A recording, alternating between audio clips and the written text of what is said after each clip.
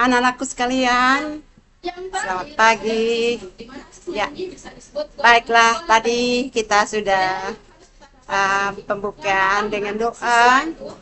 Kita sudah menyampaikan dan menjelaskan materi tujuan pembelajaran kita hari ini. Dan kita juga sudah menonton video tadi tentang kebangkitan dan kenaikan Yesus ke surga. Maka inilah kesempatan kita untuk melihat kembali, merefleksi kembali seluruh materi kita yang sudah kita pelajari bersama pada sesi pertama tadi. Oke, Ibu mau menjelaskan beberapa poin-poin penting yang perlu kita simak, yang perlu kita pahami bersama adik-adikku sekalian yang terkasih. Oke, poin yang pertama yang perlu kita pahami soal makna kebangkitan Kristus bagi kita. Ada beberapa poin. Yang utama dari makna kebangkitan Kristus adalah yang pertama, Yesus yang bangkit menjadi landasan iman kita. Rasul Paulus menulis sebagai berikut: jika Kristus tidak dibangkitkan, maka sia-sialah pemberitaan kami dan sia-sialah juga kepercayaan kamu. Demikian kata Santo Petrus, adik-adik. Kebangkitannya menjadi bukti bahwa pengajaran dan penyampaian Yesus bahwa dia sungguh Allah benar adanya. Kebangkitan Yesus dari alam maut menjadi landasan iman kita. Adik-adikku sekalian, dalam iman kita yakin bahwa kematian hanya merupakan tahap dalam perjalanan hidup seorang anak manusia menuju hidup abadi. Poin kedua, adik-adikku sekalian, bahwa pintu surga terbuka untuk kita semua. Dengan kebangkitan Kristus, maka terbukalah pintu masuk menuju kehidupan baru, yaitu hidup yang dibenarkan oleh Allah atau hidup yang penuh dengan rahmat Allah. Adik-adik, dikatakan dalam Roma bab 6 ayat 4, kita semua supaya seperti Kristus telah dibangkitkan dari antara orang mati, demikian juga kita hidup dalam Kristus yang baru. Kebangkitan membuka lembaran baru bagi hidup kita. Selesai hantu ibu apa kan? Aku pisah. Oke, sekarang kita lihat poin yang kedua soal kenaikan Yesus ke surga. Ada beberapa teks yang perlu kita pelajari tadi, yang perlu kita renungkan tadi. Saya kira adik-adik sudah membaca tadi beberapa teks kitab suci. Ya. Di sana dinyatakan selama 40 hari setelah kebangkitan, Yesus menampakkan diri kepada para muridnya. Itu ditemukan dalam teks Markus bab 16 ayat 12. Kemudian juga ada pada teks Lukas bab 24 ayat 15. Ya, di Yohanes bab 20 ayat 14 sampai 15.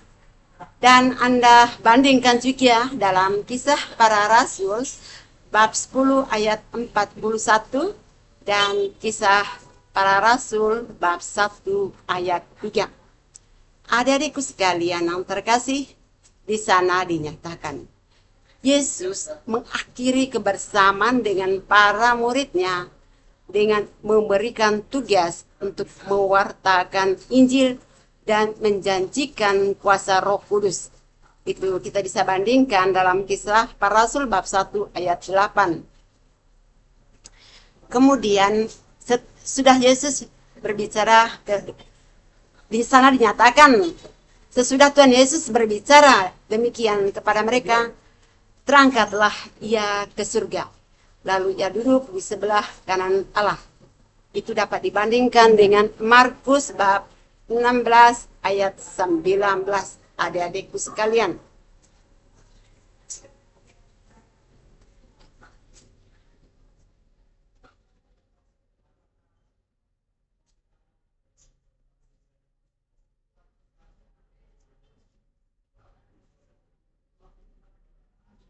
Oke, sekarang kita lihat apa sih makna kenaikan Yesus ke surga. Ada beberapa hal yang perlu kita renungkan, yang perlu kita simak soal makna kenaikan Yesus ke surga bagi perjalanan atau syarah hidup kita. Yang pertama, Kristus adalah sang pemimpin kita. Kristus adalah kepala gereja dan kita adalah tubuhnya. Anda bisa bandingkan dalam Efesus bab 5 ayat 23. Ya. Maka kalau Kristus naik ke surga dengan kodratnya sebagai manusia dan Allah, maka kita sebagai anggotanya juga akan diangkat ke surga dengan tubuh dan jiwa kita dari sebagaimana yang telah dijanjikan semasa hidupnya untuk menyediakan tempat bagi kita. Anda bisa bandingkan itu dalam Yohanes bab 14 ayat 2, adik-adikku sekalian. Oke, makna yang kedua soal kenaikan Yesus ke surga adalah Kristus menjadi pengantara bagi kita, pengantara kepada Bapa. Dia tidak hanya menjanjikan tempat di surga adik-adik, tetapi dia juga telah menunjukkan kepada para murid, dia sendiri telah lebih dahulu naik ke surga. Dengan kenaikannya ke surga, maka dia dapat menjadi pengantara kita kepada Allah Bapa. Anda bisa baca dan bandingkan itu dalam surat kepada Ibrani bab 7 ayat 25. Sehingga kita yang berdosa dapat mempunyai kepercayaan yang besar akan belas kasihan Allah. Ya. Ketiga, bahwa kita dipanggil untuk hidup berfokus pada hal-hal surgawi. Ya, sekali lagi kita dipanggil untuk berfokus pada hal-hal surgawi adik-adik sekalian. Setelah kebangkitan dan kenaikan ke surga, para rasul bertanya, Tuhan, maukah engkau pada masa ini memulihkan kerajaan bagi Israel? Dan pada saat itu para rasul bertanya, Tuhan, maukah engkau pada masa ini memulihkan kerajaan bagi Israel? Para rasul yang pada waktu itu belum mengerti secara penuh akan kerajaan Allah, masih berharap bahwa setelah kebangkitan Kristus akan memulihkan kejayaan bagi orang Israel.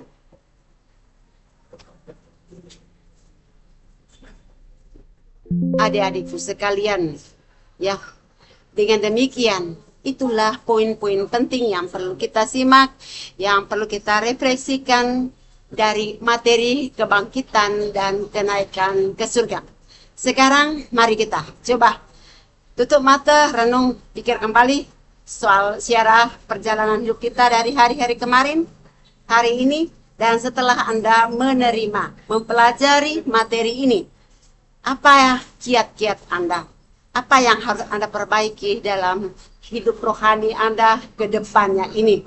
Ya, dari cara tutur kata, dari sikap perilaku kita, keseharian kita, baik di sekolah, di rumah, di kehidupan sosialita Anda, apa yang perlu Anda perbaharui kembali dalam hidup ini? Adik-adikku sekalian, saya kira itu saja hal yang bisa Ibu sampaikan kepada kalian. Ya, tinggal kalian renung, refleksi.